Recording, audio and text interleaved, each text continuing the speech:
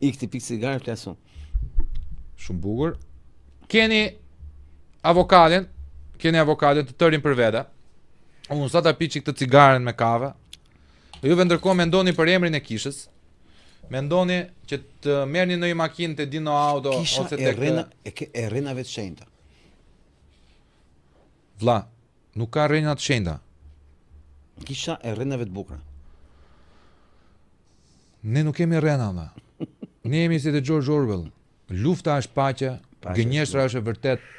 Ne do shesim të vërtetat tona. Ore, çak po bëjnë këta të gjithë këtu, bashkë me mua dhe me ty. Kur do që kemi vajtur në shkollë, sa hap televizorin, merremi vetëm me rrena. Vetëm gënjemi. Problemi është që shkruar në dipendencë publiku për dëgjuar rrena, nuk do të ngjojnë të vërtetën. Ky është fakt. Tani e marrë e mira kur po gënjejnë gjithë neve. Ore, kur të kam ty këtu un koleg për shembull. Ç'a ke bërti 35 vjet luftë? Ta futën gjithë në 2025-ën. Në 11 maj ta futën tradhun dhe tut. Unë duke mësuar nga kolegët, duke mësuar nga kolegët, nga dhimbja, duan mirë. Nuk duan 35 vjet sakrificë prap çmendur quhen ty, o vlla. Edhe pse kanë dalë 99.9% e gjonave që ke thon ti. Prap avokati delirant është paguar nga Sorosi. Paguhet nga Sorosi, kupton? Ka akoma prerë tilla. Tani duke parë dhimbjen tënde vlla, që ti e vuan shumë këtë pjesën. Kalu me të qeshme që fillim. Ti e vuan shumë këtë pjesën që nuk të besuan e nuk të bën. Nuk e vuaj. Vlla jote është prototip, siç më ta Luani që vuajti dhe pranimi janë dy gjëra të ndryshme. Siç më ta Luani po ja kalon Çanit për të kompleksuar, që unë se kam kompleks fare se me Çani e kam pas kënaqësi që kam dalë skenën. U shtofshin vlla. T'ja kalojnë Çanit ku ta gjej është nuk e di çfarë sublimiteti është, domethënë nuk e di si do ndjem t'ja kaloj Çanit për reklama. Në fund ditës plako. Unë duke mësuar nga ty, duke mësuar nga tjetri që tërë jetë me ideale, me të mira, me të gjitha ta ndihmojnë këtë popull të vojtur e të gjitha, edhe keni ngrënë nocë rrokun juve. Ti ku tërë jeta për shqiptarët, një vot nuk na dhan vlla, një X. Që dolën, nuk është se nuk dolën. Ke vota diasporës kam 221. Na kupton vllajna? Unë tani duke mësuar nga juve dhe duke ju hapur dhe juve sy që të antarësojnë dhe juve në kishë, bëni një lek dhe juve. Të rrejmë dhe neve si tjerët vlla, të bëjmë edhe të mençëm. Pse buta do të rrim? Duhet me hap kishën e ti gënjesh vlla. E të mërshme se e ke parasysh. Do thënë se këtu ka shumë humor te kjo që themi, po nuk ka gjë më dhimbshme se gjitha kjo që themi. Ti nuk e kupton dot domethënë sa një pik lodi po përpiqet shumë është mbushur këtu është mbushur te qeska lodit. O Andrea, hajde mpicko çik vlla, aq forca të ndalin në lot se s'po mdel kështu. Se nuk jam aq sensitiv sot. Plago, alegoria ime, arrogante ose jo, brutale ose jo, tregon revoltën që un kam kundrejt popullsisë time. Kundrejt gjashëve të mi. Kur un has tek të ngjashmit rezistencë, mos përkraje, gishtin aty ku thuhet. Nuk i vetë do t'i kërkoj llogari Ramës vlla kur neve nuk na japin shokët ton votën, Që është të mërsh. Është të mërsh. Më kupton shpendin tash? Ishte i rast nga ato të mijat që ma bëri fundjavën shumë të bukur. Kur mora vesh. E keni tani tregoni se un po iki, punova fort në një vit caktuar dhe i çova dikujt me aq sa kisha unë fuqi dhe mundësi edhe për kohën, shumë vite përpara i çova 35 vota. Mund të kem çuar edhe 40, po për qenë i saktë me listë, thash kam fol me këta njerëz, ata do të votojnë. Pyesi shokun e shokut tim, për kë votove? Për Filonin. Po pse tha nuk votove për Altinin? Po më tha Filoni, tha mos voto për Altinin, po voto për këtë tjetrin. Ishte i njëjti person që kisha quar.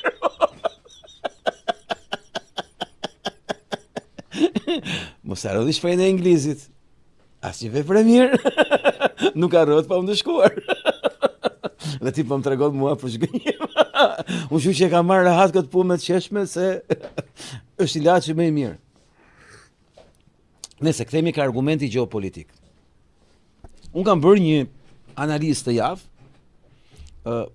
sipas mendjes time, që njerëzit kanë futur kot brenda dhe jashtë Shqipërisë, apo saktë kudo, përfshi dhe Shqipërinë, ke mënyra se e kanë parë rolin e Trumpit në raport me Iranin dhe me Izraelin.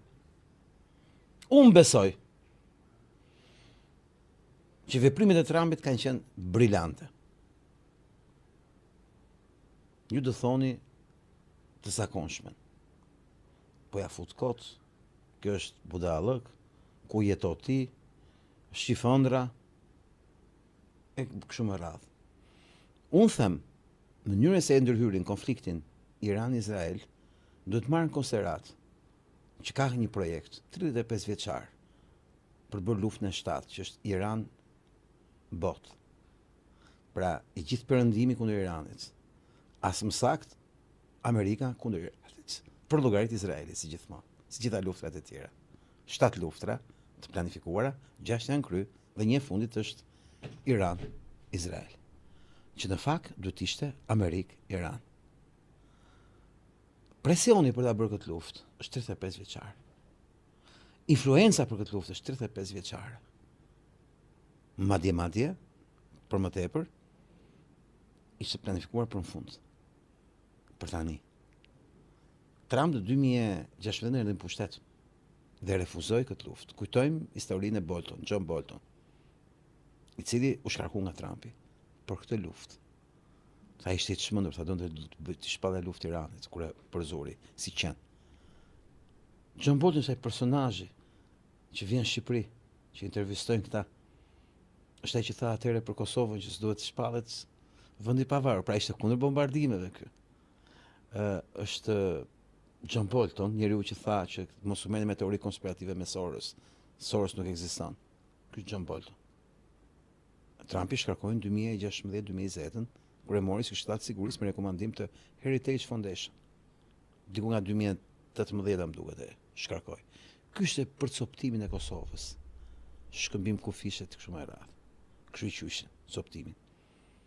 Në të vërtetë Trumpi pati një vot në Kongres Amerikan 2 ditë më parë për shkak të raportit me Iranin, atë që pam që do të diskutojmë në vazhdim, që ishte një mocion shkarkimi. 200 demokrat votuan pro Trump, s'kishte ndodhur ndonjëherë. 200 demokrat. Me urdhër të AIPAC-ut. AIPAC-u është lobi hebre në Shtetet Bashkuara të Amerikës në formë të një organizate që lobon, apo më saktë lobon thashun, që patronazhon, apo më saktë thashun, që ka marrë si babysitter në kujdes çdo kongresmen dhe senator amerikan. Kanë fuqi dhe me të shkarku. Mjafton mbledhin votat kundër teje. Po flasim për Donald Trump apo jo? Koncepti ku qëndron? Të bësh këtë luftë është me detyrim për caktim. Të mos e bësh këtë luftë kërkon super diplomaci. Sepse po përballesh me një projekt 35 vjeçar që është investuar çdo ditë në Amerikë. Dhe Trump bëri një super ndryrje brillante me vitamina B2. Ne kanë filluar për aeroplanet B2. Super aeroplan të padukshëm, të aftë për të transportuar dhe bomba bërthamore. Me këta aeroplan, që janë të vetmit që kishte mundësi Amerika, të aplikonte, po tjerët nuk e kishin mundësinë, mund të transportonin bombën për katse që futet thellë në tokë dhe çan bunker nën toksor. Në fakt ne pam një spektakël të papar, goditje, sipas të ritualeve tipike të Trumpit, nisën aeroplanet, që nuk i shef kur nisen, po ti shef kur kthehen, mos kanë kryer punë. Dhe kjo është një fitore e zakonshme, megjithëse s'pati asnjë gjumë radioaktiviteti aty. Zero. Bëhet fjalë për 500 ton, 500 kg uranium. Pra, po të kishte pas vërtet ndonjë goditje të investimit bërthamor të Iranit, do kishin pas gjumë radioaktiviteti. Sa do pak. Hiç, s'nuk. Se s'kishte. Po jo se Trump e dinte që s'kishte, apo e dinte që kishte dhe i prapë bëri apo e bëri se kujtoi dhe dështoi operacionin, ishte kundërta. Ishte super operacion i suksesshëm. Sepse ishte operacion mediatiko-diplomatik. Nuk ishte rëndësi sa kilogram ishte bomba dhe sa thellë hynte në tokë. Ishte koncepti shkatërimit të implantit nuklear. Dhe kjo është një fitore e jashtëzakonshme e presidentit amerikan në Izrael. Faleminderit zoti president. Ndërkohë Irani ishte në një super aktrim të papar kur në kundërpërgjigjen e Amerikës, njoftoi Amerikën që në orën kaq do sulmojmë Katar, po jo brenda bazë po çikanash. Do gjuajmë me topa mullarët, babai tha. Gjuajtën mullarët në Katar. Të dyja palët të buzëqeshura. Pse? Po sepse Trump po priste goditje në Katar në orën e përcaktuar sipas planit. Nuk kuptohet, nuk pati asnjë dëm, madje predhat nuk ranë brenda as mbas. Dhe çdo gjë vajti mirë. Unë të godita, tim godite, bukur. Si tha ai ke lulkuqet mbi mura, gjuaj me shpullti, tani gjuaj edhe ti tjetri. S'do me gjuti. Na. Koncepti ishte që ishte një spektakël që vetëm një biznesmen mund ta ndërtojë. Është spektakli i fitimit të gjitha palëve. Shkon ti të bësh diçka në dyqan. Dhe shitsi të mbush mendjen që po bleve këtë gjë ti do dalësh i fituar. Pra ti je fitues. Po shitsi është fitues, edhe ai është fitues. Vetëm biznes ndodh kjo punë që të gjithë janë fitues. Trump është mjeshtër që ti paraqes të gjitha palët brenda territorit tyre si fitues. Çfarë ndodhi realisht këtë javë? Izraeli nisi një luftë pa provokuar ndaj Iranit. Me bombardim të jashtëzakonshëm. Shumë operacional dhe shumë sukses, duke vrarë dhe leadershipin iranian. Dhe sipas gjithë analistëve gjeopolitik do në botë, Amerika dhe presidenti i saj sionist i shërbyen Izraelit në këtë luftë duke u bashkuar me Izraelin në këtë luftë. Në fakt ishte krejt e kundërta. E vetmja mënyrë për të vendosur paqen, për ndaluar këtë luftë, ishte që Amerika të ishte pretekstin e kësaj lufte. Donald Trump i hoqi pretekstin e luftës. I hoqi shkakun. Cili ishte shkaku? Armatimi bërthamor. Shkatroi sistemin bërthamor të pasurimit bërthamor që nesër do prodhonte bombën atomike dhe këtë shkatroi aeroplanet B-2 të Donald Trumpit. Në fakt de jure po. Edhe televizor ashtu doli. Në Izrael e festuan. Në Iran than s'na kanë bërë gjë. Trumpi tha bëra gjithçka dhe ndaloi. Pse? Se iku preteksti luftës, armatimi bërthamor. Unë nuk besoj që do i B2, dhe vitamin B2 ka pas në efekt me shkatur në impiant bërthamor, përveç se ka krijuar ca dëme kolaterale aty, të cilat nuk janë shumë të rëndësishme, se në të tilla histori njerëzit duhet të kuptojnë një gjë. Në gjeopolitikën ushtarake nuk ka ne rëndësi të madhe e bëre dëmin apo jo. Ka shumë rëndësi çfarë dëmi bëre, dhe dëmi më i rëndësishëm në politik është marrëdhënia ndërkombëtare, pozicioni ndërkombëtar, raportet ndërkombëtare, marrëveshjet, nevojat për të qenë në tavolinë, çfarë efekti kanë dhe si vendosin tavolinë, çfarë kanë. Pra, dëmi real i vrasjes ushtarëve apo i shkatrimit një impianti, në këtë rast bërthamor, është vetëm spektakli i duhur për të realizuar objektivin. Dhe objektivi i Trumpit ishte të heqë arsyen dhe pretekstin Izraelit që të bëjë luftë në shtat duke përdorur Amerikën. Dhe duke qenë se Kongresi Amerikan, Senati Amerikan, totalisht kontrollohen nga IPAC-u, pra ai sa duhen vota me shkarkullë i president, e lëmë me arzu gjithë ligjet. Rruga për të arritur këtë objektiv, për të mos bërë luftën, kalon vetëm në rrugën që ndoqi Donald Trump. Dhe ai komunikoi me Putinin, pavarësisht se si e shiti që tha, më pyeti Putini a do ndim për Iranin, dhe thash lemër Iranin, tha se hajde diskutojmë për Ukrainën bashk. Në fakt, kemi një koordinim të jashtëzakonshëm Amerikë-Rusi për të mos lejuar Izraelin për të bërë Amerika luftë në shtat. Sepse ai IPAC-u i hebrejve, lobi hebre, detyron Amerikën të realizojë objektivin 35 vjeçar të luftës shtat Amerikë-Iran për llogarit Izraelit si 6 luftrat e tjera. Ku Trump ka si strategji, doktrinë politike ushtarake të paqes në botë dhe të termit, mos harroni, të paqes nëpërmjet forcës, pra imponimit. Dhe ky spektakël në mënyrë më doktrinale të mundshme, në mënyrë më teorike të mundshme, u projektua dhe u zbatua në mënyrë perfekte me bombardimin e B2-shve në shkretë të tir, kot me fjalë, për ca gjëra pa vlerë, për të justifikuar doktrinën paqe nëpërmjet forcës, në mënyrë që kjo të shitet në Izrael si një fitore e Izraelit Që e futi Amerikën dhe e zgjidhi një problem që Izraeli nuk e zgjidh ka dot, që ka shkatrimi i impianteve, se faktikisht edhe teknikisht nuk e zgjidh dot. Dhe Izraeli ditë fitues pra. Netanyahu ditë fitues pra, i suksesshëm. Këtë Donald Trump ja dha kur i shiti lavatriçet. Por ndërkohë aty që furnizoi lavatriçet e përdorur, që ishte Irani, në këtë rast, doli fituar dhe Irani. Se ja, e pa dhe sot deklaratë. Doli Khomeini dhe tha troç. Khamenei. Po fthyja si dush. Doli në televizor dhe tha, ne fituam. Po, këtë i ka dhënë Trumpi. Sepse tha, nuk do ketë asnjë regjimi. Nuk e kërkojmë fare, sepse s'duam të çojmë kaos vendin, siç bën në Libi, edhe në Siri. S'ka bërë Trumpi, bën këta të tjerët. Por në thelb, që të arrinte të Trumpi me këtë liderin kryesor të Iranit, i duhet të çonte një SMS, ditën që u bë bombardimi, më dëgjoni me vëmendje, ku kishte adresën e saktë se ku ndodhej. Amerikanët i thanë këtij, ne e dim ku ndodhet, po do më vrasim, po s'po të vrasim. Kjo është paqe nëpërmjet forcës, për të çuar drejt negociatës. Dhe i thanë këtij, ne nuk kemi pas plan me të vra, siç kanë këta, por dhe mund të vrasim. Do të na kuptosh që ne nuk kemi armiqtë tu. Ne jemi negociatorët e paqes, sepse kemi një detyrim që nuk mund ta tolerojmë. Ti nuk mund të kesh armë bërthamore. Në moment që ti do kesh një proces për bërë armë bërthamore, lufta me ty është e pavetur që numri i vendeve që kanë bombë atomike janë përcaktuar njëra e mirë dhe nuk lëvizin më. Dhe ti s'mund ta prishësh këtë rregull loje. Dhe ajo që bëri Trumpi me Iranin ishte një marrëveshje në favor të Iranit dhe të Izraelit dhe të Amerikës, që të gjithë të jenë të fituar para popullit të tyre.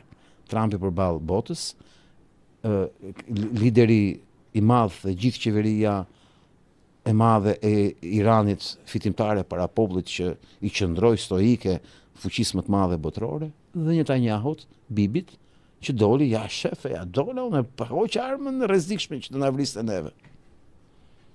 Këtë e bën vetëm i biznesmen, që ti nxjerr gjithë fitues, kur në fakt vetëm ai është fitues. Ai që shet mall dy apalëve si ndërmjetës, që po i shet shtëpinë njërit, po ja blen tjetri, por çmimin e vendos ai që të marrë përqindje nga të dyja palët, pra të marrë avantazh politik nga të dyja palët. Dhe kjo është vetëm pragu i marrëveshjes Ukrainë-Rusi, pasi me atë që bëri Trumpi me Iranin, mënyrën e tij të vendosmërisë, pam se si u sollën si kone të gjithë mbledhjen e NATO-s, ku secili nga ata ishte servili i radhës, kush sillet më mirë. Është fuqia që krijoi vitamina B2, apo më saktë aeroplanet B2 në Iran. Mos harroni faktin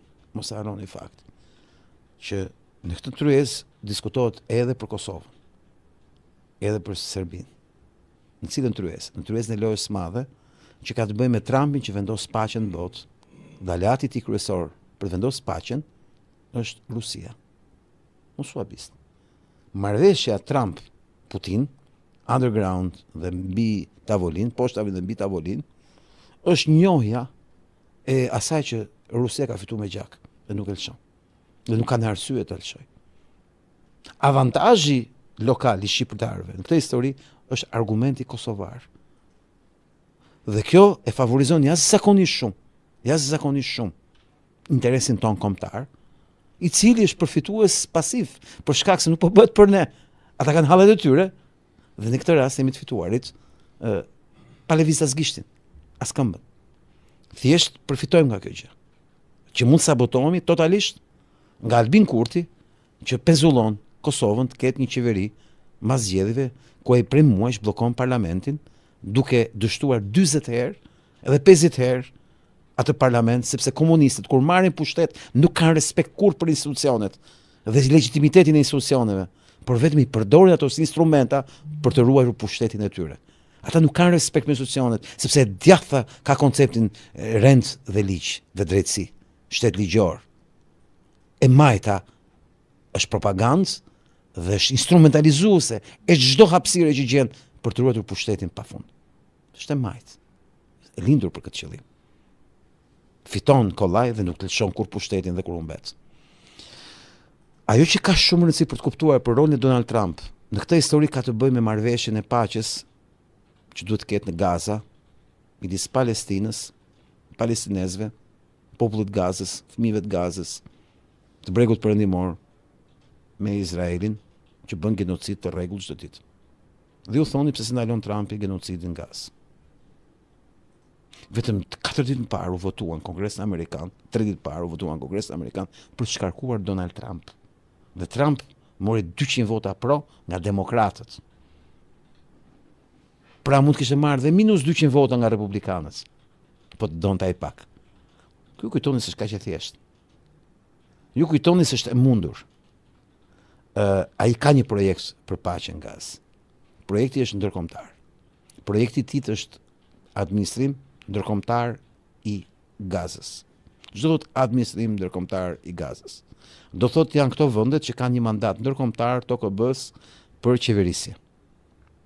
Aty duhet të zhduket nga syt këmbët Hamasi, i cili është instrumenti kryesor që përdori Mossadi për të zgjidhur problemin e bombës demografike të fëmijëve të Gazës në syt e Izraelit. Ka një teori. Është teoria e fesës purimit, që është mënyra si është edukuar çdo fëmijë izraelit, që i vogël, që duhet të urrej fëmijët e Gazës. Dhe që nesër mos ketë dëshmëri kur të bëj genocid duke i vrarë edhe me sniper për qef. Ka një praktik të shëmtuar të instrumentalizimit një feste fetare, që quhet festa e purimit, që buron nga historia e librit të Esterit. Është një libër i gjatë, është i shkurtër në këndvështrimin tim, po i gjatë për njerëz që lexojnë pak. Po që unë aty kam kuptuar historinë e botës, jo thjesht Izraelit. Ka të bëjë me mënyrën se si ata mbruhen që të vegjël, që sa lindin, nëpërmjet kësaj feste, që është një festë një qershori në vendet e tjera, është festë për fëmijë, që fakt është për të rritur, ku ata gjatë gjithë kohës mësojnë të festojnë vrasjen e 75.000 armiqve të tyre para 3.000 vjetësh. Burra, gra dhe fëmijë. Këdo që i kapi lapsi.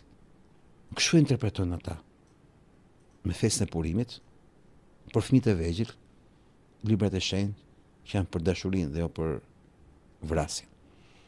Sepse është përdorim politik për të përgatitur vrasës të rritur, dhe këtë mund ta bësh vetëm kur janë fëmijë të vegjël.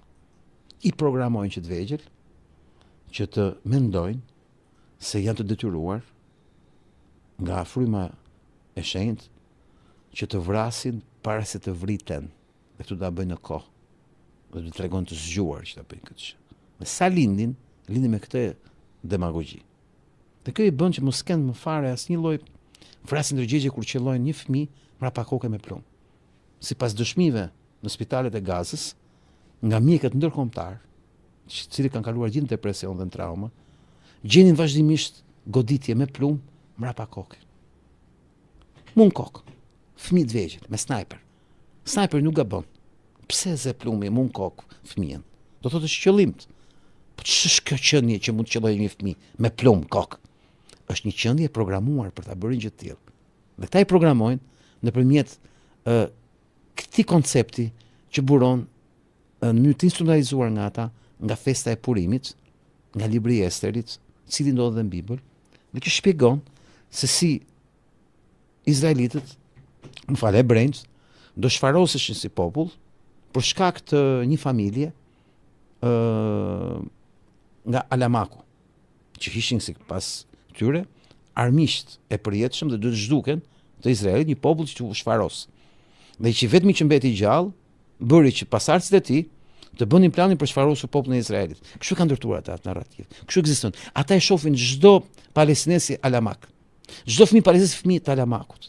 Dhe këta duhet i vrasin të gjithë pasardhësit e Alamakut, sepse ata duhet i vrasin ndryshe.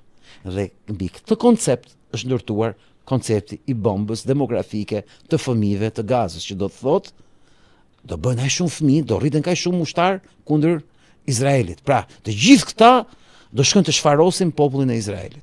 Sipas fesës purimit, që ata janë të mbruetur me këtë demagogji, të cilën e kanë projektuar Alamaku, që se kanë dima ka ekzistuar ndonjëherë, tek populli i Palestinës, ke fëmijët e Palestinës.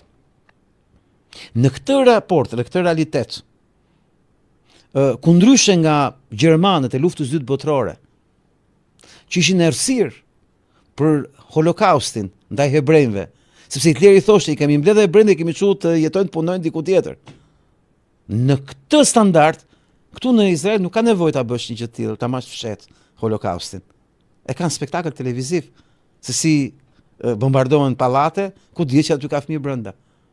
Në emër të luftës në Hamasit, e cili totalisht është një krijesë gjeopolitike e Izraelit dhe Iranit. E lojë së ndyrë politike.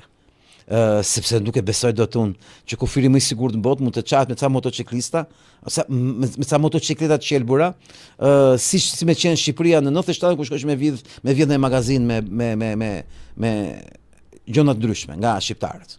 Atë nivel primitiv sulmi. Koncepti ku qëndron, të zgjidhësh të problem, do thotë të shpallësh luftë Izraelit. Do thotë të shpallësh luftë lofit e bre. Ndërkohë që ti ke një projekt që quhesh Donald Trump, që është MAGA dhe paqja në botë. Të shkosh drejt kësaj rruge, do kalosh në shumë pislëqe, do kalosh në shumë vështirësi. Por që ta arrish ditën që ti imponosh një marrëveshje, dhe Trumpi këtë e bëri në 20 janar, kujtoni, dhe kjo marrëveshje u prish bashkarisht nga Izraeli dhe Hamasi, ku Hamasi i dha justifikimin që deshte Izraeli, që ishte mos dorëzimi i pengjeve. Mbani mend kur u pengua dhe u sabotua dorëzimi i pengjeve. Koncepti është që Trumpi ta ndalojë atë genocid, duhet të ketë autoritet në Izrael. Fiksoni këtë gjë. Që Trumpi të ketë fuqi ta ndalojë atë, i duhet fuqi në Izrael. I duhet fuqi edhe në pak. Dhe vetmja rrugë ishte vitamina B2 në Iran. Pra, goditja me aeroplanet B2 në Iran. Dhe i duhesh edhe të merrte edhe përgjigje nga Irani me ato topat që gjuan preda kundër mullarëve në Katar. Kjo është historia se si Trumpi po shkon drejt ndalimit genocidit të fëmijëve palestinesë në Gaza. Mos më besoni as i fjalë. Koha flet, koha do flas. Kurse kur shkojmë ke projekti i madh gjeopolitik, Putin-Trump, projekti parashikon atë që tha Trumpi në G7, që iku me shpejtësi se do i ca vitamina B2 në Iran, ishte që G7 nuk mund të jetë G7, do të jetë G9, mbas edhe G10. Ç'do thotë kjo? G7 do të jetë G8 pika parë, do thotë dhe Rusia brenda. Po do të bëhet G9 se s'mund të lejmë Kinën jashtë. Po do të bëjmë G10 se s'bën. Se s'mund të lejmë Indin jashtë. Kjo është gjeopolitika e re. Gjeopolitika e re është 5% i NATO-s. Çfarë është 5% i NATO-s? $triliona për industrinë amerikane të luftës. Çfarë është industria amerikane e luftës? Korporatat e luftës, lodrët e luftës, ata që bëjnë gjithë luftrat, që s'jetojnë dot pa luftra, vampirët përkatës. Do thotë që ata duan para. Dhe vetëm rrugë për para është për luftë apo jo? Jo. Trump është biznesmen. Ka një mënyrë tjetër për të bërë para industria e luftës. Pra të mos pushqet me Jack Pierce i përkatës. Është rritja e buxhetit luftës. Pra, kur rritet buxheti i luftës? Kur ka luftë. Po në kopaqe. S'ka buxhet lufte, do të bëjmë luftë se s'bën, që qenë para për luftë. Pra, korporatat e luftës kanë nevojë për luftë. Trumpi është biznesmen dhe thotë, industria e armatimit ka nevojë të ushqehet nga 5% i buxhetit të çdo shteti antar të NATO-s. Që do të thotë me fjalë tjera, lufta në Ukrainë zbrazi magazinat me stoqe të perëndimit. Dhe duhen zëvendësuar, por u kuptua që nuk janë më luftrat që kanë pas doktrinat ushtarake të NATO-s deri djeshme, me goditje rrufe, me goditje të shpejta, me luftrat të shkurtra. Rusi tregoi që lufta është e gjatë dhe mund zgjasë pafundësisht. Mund zgjasë edhe 10 vjet një luftë, edhe 5 vjet një luftë. Më fal po shpejt, a keni byth për municione? Kjo është fuqia reale që tregoi Rusi në Ukrainë. Aftësinë për të gjetur municione në kohë reale në mënyrë që të mbulojë një front mira milje të gjata. Mira kilometra të gjata. Se ne në Europë përdorim kilometrin, jo miljet, që përdorin amerikanë. Koncepti është që lufta reale, ajo që shpiku Rusi në Ukrainë, që është lufta frontale e luftës parë dhe dytë botërore, duke detyruar armikun të vi në standardet e tia të avantazheve të veta, sipas parimit, kur mos bëj luftë me armët e tjetrit, por me armët e tua më të forta. Detyroje kundërshtarin të vi të luftoj aty ku do ti. Aty ku ti je më i fortë. Dhe rusi kishte kapacitet për të pas municione, pavarësisht se si i gjeti me Kore të Veriut, me Iran, me Kinë, me rezerva, me këtu, me atje, me industri që revitalizoi totalisht, por perëndimi se pati këtë avantazh. U zbrazë me njëherë magazinat. Dhe kur Rusi fitoi avantazhin duke detyruar armikun të luajë në tregun e tij, do të thotë që strategjia, doktrina ushtarake perëndimore ishte e gabuar totalisht. Dhe këtë zgjidh 5%. Riarmatimi, sofistikimi dhe municioni. Kush fiton këtë 5%? Industria e luftës. Kush është industria më e fortë e luftës në botë? Amerikanë. Kush është aktori që prodhon gjithë luftrat? Si faktor kryesor, jo se i bën luftrat, do të i bën dikush tjetër. Në kuptimin kush i drejt, kush i jep urdhrat, po kush i ushqen luftrat dhe kush ka nevojë të ushqehet si Jack Pirës, industria e luftës. Këtë është edhe arsye që Donald Trump dje i ndryshoi emrin Departamenti të Mbrojtjes. Jo, i vuri emrin klasik Departamenti i Luftës. Po, ka ndryshuar emrin. Mas kush e disa dekadash. Sepse justifikohet 5% që shkon për industrinë e luftës, për të mos bërë luftra, për të ushqyer industrinë e luftës, por për të bërë riarmatim për të ushqyer, sepse ata të vrasin posece dhe poskërceve me fyllën e tyre. Dhe ai si biznesmen i korrupton. Ç'ka kuptim? I korrupton duke çuar nga gjaku tek djersa. Pra nuk ka nevojë për gjak, mjafton thjesht për djersë, pra për punu më shumë, për të prodhuar më shumë, e për të qitë më shumë e për të pas fitime nga riarmatimi. E di çfarë do thot 5% e GDP-ve kombëtare në NATO? Një shifër e pafundme. Ku do konsumohen këto para? Ke teknologjia e lartë. Kush ka teknologji më të lartë ushtarake? Ju kujtoni si Gjermania, Franca dhe Anglia. Amerika pra. Sido që tjetë, këto para do shkojnë korporatet e luftës që nuk janë nacionale. Janë ndërkombëtare. Kur ne flasim për industrinë amerikane të luftës, kemi folur edhe për industrinë europiane të luftës. Por në fakt kemi folur për të njëjtët pronar. Pra Trumpi po imponon konceptin e tij 5% të buxhet, jo për shkak të luftës me Rusin, por për shkak të nevojës për të ndryshuar standardet e mbrojtjes apo të luftës, sipas eksperiencës ruso-ukrainase. Dhe koncepti 5% është i gjithi ushqim, kapital për ekonominë amerikane pjesë më të madhe, por që shumë e rëndësishme për të mos pas nevojë me derë gjak për të realizuar këtë gjë. Sepse buxheti rritet shumë në ditë lufte. Dhe kjo zbraz magazinat që do furnizohen me produktin e riprodhuar nga lordët e luftës, që janë korporatet e luftës.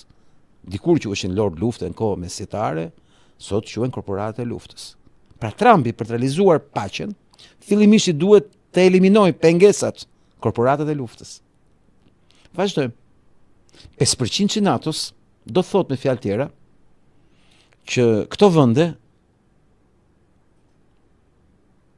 do jenë detyruara të bëjnë marrëveshje me Amerikën dhe ta kenë mirë me Amerikën.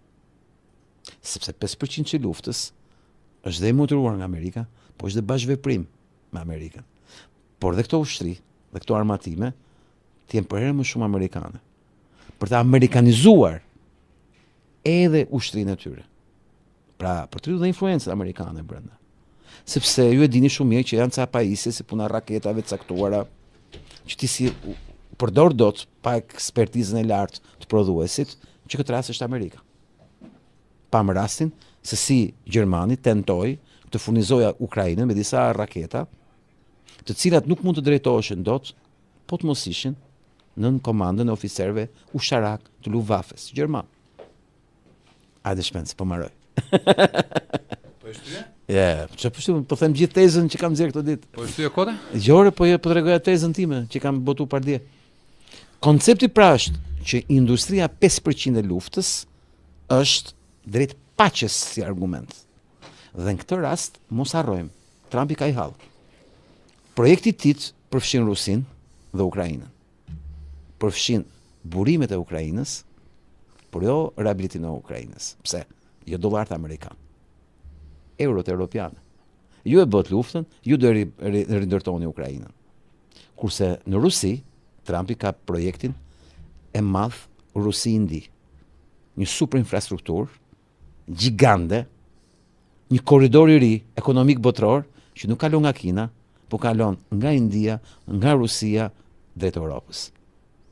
Sepse projekti i tij real është shumë para e hedhur në Rusi, një përdorim i pafundëm i konsensusit ruso-amerikan për të zhvilluar kapital amerikan në Rusi, për të përdorur pikërisht boshllokun që krijoi Europa, Rusi për ta mbushur Amerikën. Pra, kapën i konceptin. Europianët janë padenj për të investuar në Rusi me luftën në Ukrainë. Amerika e Trumpit është e denj. Dhe Trumpi zëvendëson pikërisht boshllokun e krijuar nga Europa. Por projekti i madh nuk ka të bëjë me Rusinë thjesht. Problemi është Kina dhe zgjidhja është India. Pse është zgjidhja India? Sepse nuk ka punëtor, as amerikan dhe as evropian, që të bëjnë atë punë që bën punëtori kinez. Koncepti industrisë edhe fasionerisë, ose më saktë, e gjithë gjingaminglave që keni në shtëpi, nga televizori, nga mobiljet, gjitha kineze janë, edhe sulapsi, edhe gërshëra, edhe çdo gjë që keni në shtëpi është kineze. Kina ka pushtuar shtëpinë tonë, dhe gjithë ekonominë tonë, gjithë dyqanet tona. Ne nuk gjem dot punëtor, as në Amerikë, as në Evropë për ta zëvendësuar këtë lloj pune krau. Këtë e bën indiani e qanë. Mjafton të jepet aksesi. Dhe keni parë sa është numri indianëve në Amerikë dhe në Europë në pozita pune, në pozita hierarkie, në pozita dhe politike. Gruaja e zëvendës presidentit amerikan është indiane, mos harroni këtë gjë. Një nga kandidatë për president ishte me origjinë indiane. Koncepti që India nuk është kot aty. Është projekti i ri anti-kinez. Ashtu siç krijuan Ukrainën në 1975. Investimi drejt Indis është ilaçi kundër Kinës. Që në shtëpitë tona të mos ketë më madhe ka shumë kineze, për të thënë se vendosen madhe indiane, që janë prap kapital amerikan. Pra ky është projekti i madh i Trumpit, arkitekti i paqes me çmim Nobel për paqen dhe luftës, që ndërton botën e sigurt të luftës tregtare, të konkurrencës ekonomike, që është thelbi i kapitalizmit, që nuk ekziston më për shkak të monopoleve. Më falni mua dha. Juve nga Berati nga ju kishim. Po qa thua avokat? Dhe pres këtë pjesën, se do më shajnë shumë për to konceptet e mia pro-ruse, pasion partizan, tifozeri për Trumpin. Jam ka qiftot. Si sigurt për këtë. Se finali është AIPAC-u, mos harroni. Këto 10 vjet në qoftë se AIPAC-u regjistrohet listën fara, do ndryshoj bota. Avokat.